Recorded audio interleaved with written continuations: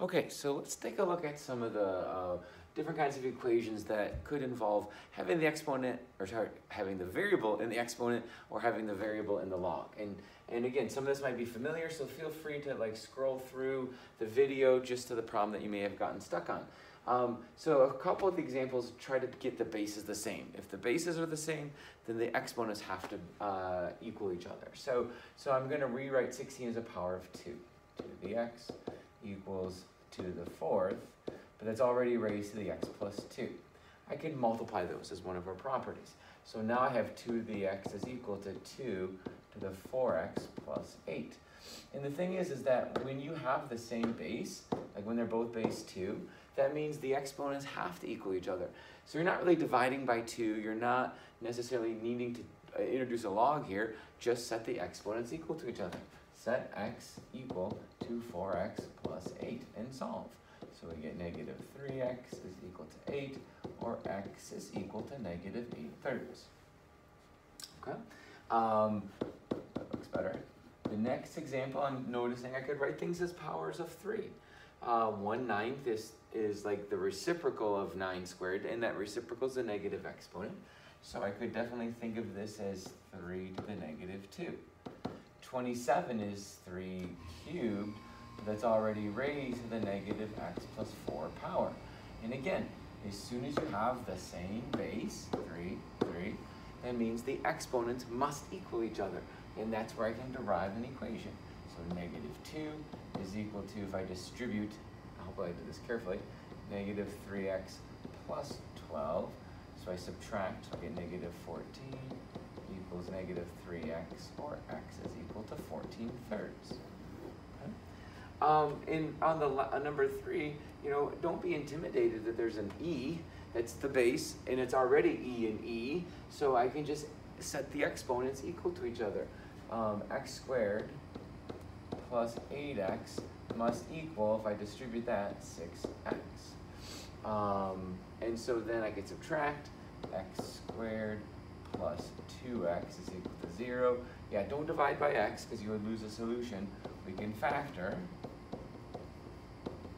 And so then that's true when x is 0 or x is negative 2. Okay, now the next example, back to powers of 3. 9 is 3 squared, but it's already raised to the 2x power.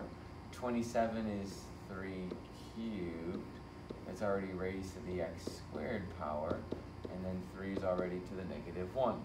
So remember this property, when the bases are the same, you're adding the exponents. So this would have been, we'll go just a little bit further on the marker, 3 to the 4x plus 3x squared, because when you're multiplying the bases, you add up the exponents. So that's 4x plus 3x squared is equal to 3 to the negative 1. And again, bases are 3, therefore the exponents have to have an equivalent value as well. So I could say, okay, 4x plus 3x squared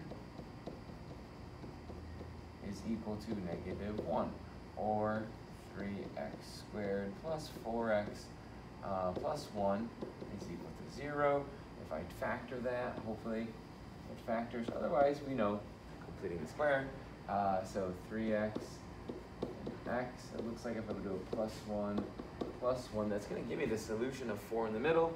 It's equal to 0. So then my solutions are x is equal to negative 1, or x is equal to negative 1/3.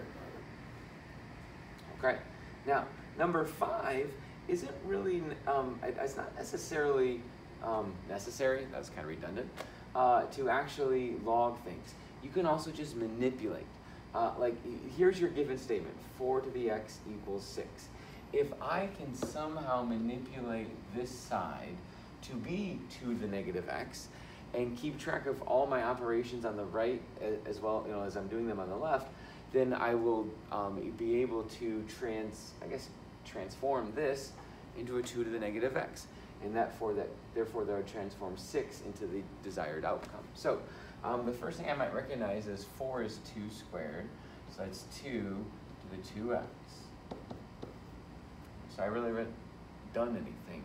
And I can kind of think about, well, 2 to the 2x is the same thing as 2 to the x squared, right? Because one of our properties, if you have an exponent to an exponent, you would have multiplied. So I'm kind of just undoing that. Okay, so I'm close. I have 2 to the x, but I want 2 to the negative x. So I'm going to introduce the negative 1 power. I'm going to put a negative 1 power to here, but here's where I'm going to also have to introduce a negative 1 power here. So I have 2 to the negative x squared is equal to 6 to the negative 1. In other words, like I'm basically introducing the negative 1 power. I'm introducing the negative 1 power. And it's all multiplication, so the negative 1 times x, there's your negative x squared, and then there's your negative 1. This is good. So then, now, how do I get rid of this squared? I'm going to do the 1/2 power. If I introduce the 1/2 power, maybe I'll use, green, but I want to go with that color. So now if I do the 1/2 power, that 1/2 power times 2 would cancel. So that would give me 2 to the negative x is equal to 6 to the negative 1/2 power. Because 1/2 times negative 1 is negative half. Now you could leave it like this, or we should be comfortable knowing that the negative half, like that would be like 1 over 6 to the half, and the half power is just a root, so 1 over root 6. You could leave it like that, you could rationalize it, so that's equal to root 6 over 6. So really any of those would be acceptable in terms of the value, okay? Same idea with number 6, you're manipulating 25 to the x, and I notice right away it's a power of 5. So I'm thinking of 25, that's 5 to the 2x is equal to 27, or 5 to the x squared is equal to 27. And I could maybe do this all in one shot. I am trying to get 5 to the negative 3x, which I have 5 to the x here. I basically need to get rid of this 2 and introduce the negative 3. So if I raise this to a power, or that's a 2x, so if I raise this like to the negative 3 over 2 power, which I just realized is really hard to see. Let's try that again. If I raise that to the negative 3 over 2 power, negative 3 times 2x will give me negative 3x. So I'm going to raise this side also to the negative 3/2 power. So that gives me 5 to the negative 3x, which is I'm looking for. This is 27 to the negative 3/2 power. Now, 27 to the negative 3/2 power is technically the right answer. I, however, should be familiar and comfortable with knowing how do I manipulate this. And again, the negative is a reciprocal, and so I could think of this as 1 over 27 to the negative 3/2, to the 3/2 power, 1 over 27 to the 3/2 power. And remember, we already said this is the square root, so it's the square root of 27, and that just means it's cubed. So I could have 1 over the square root of 27, and I'm going to cube that. Well, cubing it means take it times itself. Well, 3 times. So root 27, and root 27. I have got 3 root 27s. 2 of them are going to cancel. So into just a normal 27. And then I'm left with that root 27 there. And we might as well simplify that because that's 9 times 3. So there's a square root of perfect square root that can come out. So I get 1 over 27 times 3 root 3. And then that's 81 over, 81 root 3. And then I could also rationalize that. So kind of a little roadmap here.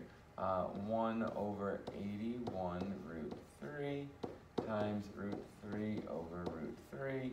So then I feel like this is exactly backwards in terms of working left to right. Root 3, and then that would be a 243.